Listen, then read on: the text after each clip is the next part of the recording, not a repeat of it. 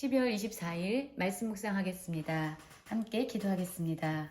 하나님 감사합니다. 만물의 마지막이 가까울수록 우리가 하나님과 또한 예수 그리스도를 더 가까이 하기 원합니다. 거짓과 이단의 가르침에 속고 또한 미혹되는 일이 없도록 하나님 우리를 붙잡아 주시고 더욱 간절히 진리를 사모하게 하여 주시옵소서. 예수님 이름으로 기도했습니다. 아멘. 오늘의 말씀은 베드로후서 2장 10절부터 22절까지의 말씀입니다. 함께 말씀을 살펴보시기 전에 개인적으로 말씀을 꼭 읽으시고 묵상하는 시간 가지셔서 하나님께서 각자에게 하시는 말씀을 듣고 순종하는 모든 성도님들 되기를 간절히 기도합니다. 2장 10절입니다.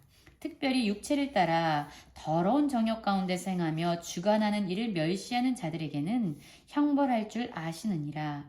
이들은 당돌하고 자긍하며 떨지 않고 영광 있는 자들을 비방하거니와 라는 말씀으로 시작하고 있습니다. 오늘 말씀은 계속적으로 거짓 교사들, 이단적인 가르침을 하는 사람들의 특성에 대해서 말씀하고 있습니다. 첫 번째 그들은요, 더러운 정욕 가운데 자신의 성적인 탐욕과 욕망을 위해서 살아가는 자들입니다.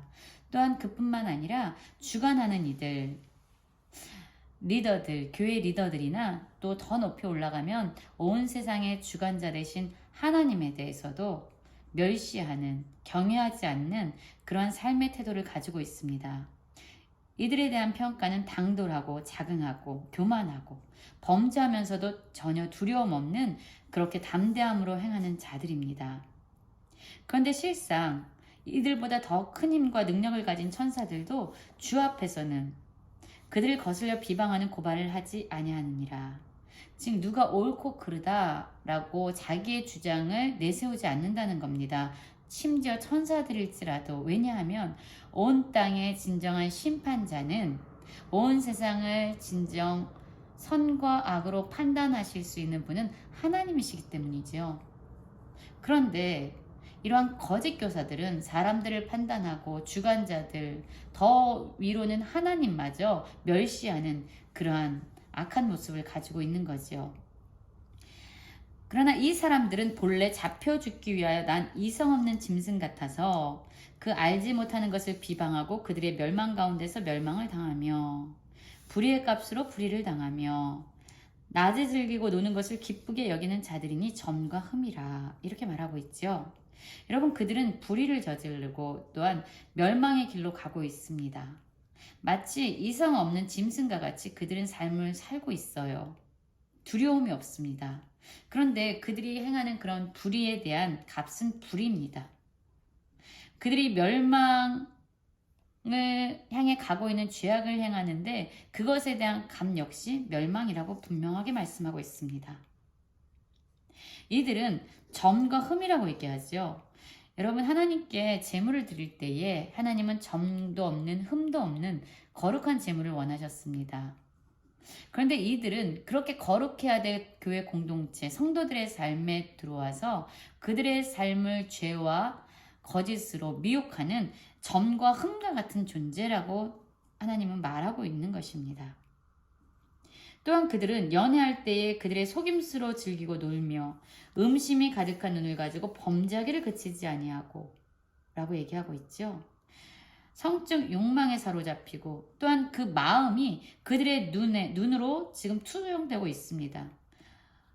음흉한 마음을 투영하고 있는 그들의 눈이죠.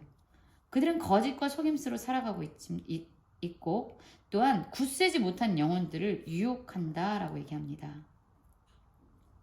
여러분, 그렇습니다. 그래서 우리가 진리에 굳게 서야 합니다. 어떠한 거짓에도 미혹당하지 않도록 정말로 진리와 거짓을 분별할 수 있는 하나님의 말씀을 붙잡고 우리는 그 진리 가운데 굳세게 서야 합니다. 어떤 거짓에도 유혹당하지 않고 미혹당하지 않는 이러한 거짓 교사들의 그 중심은요, 바로 탐욕입니다. 그들은 성도들에게 좋은 것을 주기 위해서 거짓으로 미혹하는 게 아니라요, 자기의 탐욕을 위해서 이러한 거짓된 가르침을 주고 있는 겁니다. 그들을 거짓말로 유혹해서 자신의 이익, 자신의 탐욕, 자신의 욕망을 채우고 있는 것입니다. 그래서 이들은 결국 저주의 자식이다라고 그들의 정체성을 베드로는 내리고 있는 거죠. 그들은 바른 길을 떠나서 미혹되어 부올의 아들 발람의 길을 따르는도다 라고 얘기하고 있는데요. 여러분, 발람이 누군지 아시죠? 발락이 발람을 데려와서 이스라엘 백성을 저주하게 합니다. 발람은 그 일을 행하는 것이 하나님의 뜻이 아닌 줄 알매도 불구하고 재물에 대한 그 탐욕 때문에 그 발락의 요구를 듣고 그곳으로 나아가게 되죠. 그렇게 하나님의 뜻을 저버리고 굳이 자기의 고집대로 행하는 이 발람에게 나귀가 사람의 언어로 그를 꾸짖습니다. 그렇습니다, 여러분. 우리의 마음이 어떤 물질적인 탐욕에 사로잡히게 될 때 우리는 이 발람이 걸었던 그 길로 나아갈 수 있는 것입니다. 계속 이렇게 말씀하고 있죠. 불의 삭을 사랑하다가 그 돈에 대한 욕심 때문에 자기의 불법으로 말미암아 책망을 받는데, 말하지 못하는 나귀가 사람의 소리로 말하여 이 선지자의 미친 행동을 저지하였느니라. 짐승만도 못한 사람이 물질에 그런 물질적인 욕망, 탐심에 마음을 내어주면은요, 어떤 사람은 정말로 사람만도 못한 짐승과 같은, 짐승만도 못한 존재로 그렇게 나아갈 수 있다는 것을 얘기하고 있습니다. 이 사람들은요, 물이 없는 셈이고요, 강풍에 밀려서 이리저리 떠다니는 안개와 같다라고 얘기합니다. 그래서 이들에게 예비된 것은 캄캄한 어둠, 심판과 멸망뿐이다 라고 말씀하고 있는 거죠. 그럼에도 불구하고 자신들에게 결정된 그런 멸망과 심판에 대해서 무지한 채로 그들은 여전히 허탄한 것을 자랑하는 말을 하고 있습니다. 음란으로서 육체의 정욕 중에서 사람들을 또한 유혹합니다. 하나님의 말씀은 인간이 지어낸 거야. 예수 그리스도의 재림은 없어. 우리에게 대한 심판은 없어. 그러니까 너희들의 육신을 가지고 너희들의 쾌락을 채워가면서 너희들 마음대로 이 세상을 살아라 라고 사람들을 유혹하고 있는 거죠. 그래서 마치 사람들에게 정말로 마음대로 행할 수 있는 자유를 주는 것 같아요. 심판은 없어. 두려워하지 마. 너희들 욕망대로 너희들이 원하는 대로 살아라고 자유를 주는 것 같은데요. 사실 이 자유는요, 진정한 자유가 아니죠. 그것은 그들을 멸망으로 이끄는 그러한 방법에 불과합니다. 미혹의 끈입니다. 만일 그들이 우리 주 되신 구주 예수 그리스도를 알므로 세상의 더러움을 피한 후에 다시 그 중에 얽매이고 지면 그 나중의 형편이 처음보다 더 심하리라. 예수 그리스도를 알았어요. 그래서 믿음으로 들어온 것 같습니다. 그런데 경건한 삶을 사는 척 하다가 다시금 이전의 삶으로 자기의 성적인 탐욕을 위해서 물질적인 욕망에 사로잡혀서 세상의 것을 자랑하면서 하나님의 말씀을 부인하고 있습니다. 예수 그리스도의 재림에 대해서, 심판에 대해서 부인하고 있어요. 그리고 마음대로 너희 쾌락을 위해서 마음껏 살아 라고 다시금 이렇게 돌아가는 자들은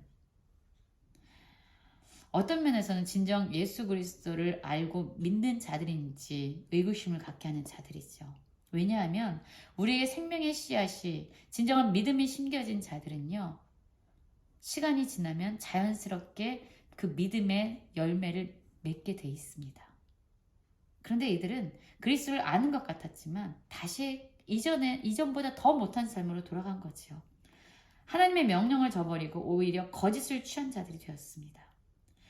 오늘 22절은 그들을 향해서 이렇게 얘기합니다. 개가 토하였던 것에 돌아가고 돼지가 씻었다가 더러운 구덩이에 도로 누웠다 하는 말이 그들에게 응하였도다. 여러분, 지금 우리의 삶은 어떻습니까? 진정 진리를 붙잡고 예수 그리스도의 다시 오심과 그분의 심판자 되심을 진정 믿고 여전히 경외하면서 하나님을 두려워하면서 경건한 삶을 살아가고 있습니까? 여러분, 우리가 그러한 진짜 믿음을 가진 성도들이 되길 원합니다. 개가 토하였던 것에 돌아가고 돼지가 씻었다가 더러운 구덩이에 다시 돌아가는 그런 어리석은 거짓에 미혹된 자들이 아니라 정말로 하나님을 두려워하면서 끝까지 경건한 삶으로 믿음을 믿음의 싸움을 싸워가는 진리로 승리하시는 모든 성도님들 되시기를 간절히 기도합니다.